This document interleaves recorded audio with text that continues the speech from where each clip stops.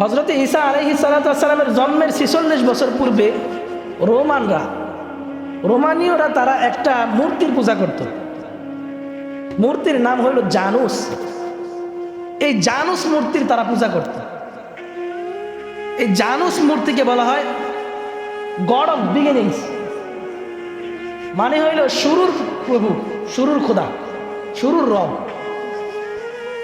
এই god of beginnings এর কাছে গিয়ে তারা এই ডিসেম্বর মাসের 31 তারিখ রাত্রে তার মাথার মধ্যে দুইটা চেহারা, একটা হইল সামনে আরেকটা হইল পিছনে। সে পিছনে যাইয়া এই রোমানীয় খ্রিস্টানরা তারা 12টা পর্যন্ত পিছনে এই আপনার জানুস মূর্তির ইবাদত করত।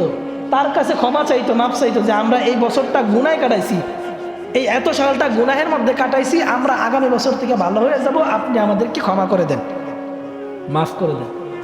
এরপর যখন 12টা বাজতো তখন তারা সামনে আসতো, সামনে আইসা এই জানুস মূর্তির সামনে তারা এবার নাচানাচি, মদ্যপান, এরপরে বিভিন্ন উৎসব শুরু করতো। কেন? আমরা এই উৎসবের মাধ্যমে এই জানুস মূর্তিকে স্বাগতম জানাইলাম, যেন সে সারা বছর আমাদেরকে আমাদের নিরাপত্তা দেয়, আমাদের খাদ্য দেয়, আমাদের সকল প্রকার ভালো কাজ যেন সে আমাদেরকে দেয়। জোরে বলেন নাউজুবিল্লাহ।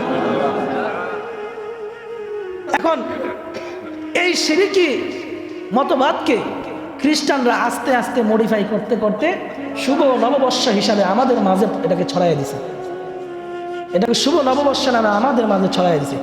যদি কোনো মুসলমানের বাচ্চা এই নববর্ষ পালন করে, এই হ্যাপি নিউ ইয়ার পালন করে, তাহলে সে আর মুসলমান বলে নিজেকে দাবি করতে পারবে, কিন্তু সে মুসলমানের অন্তর্ভুক্ত থাকতে পারে না।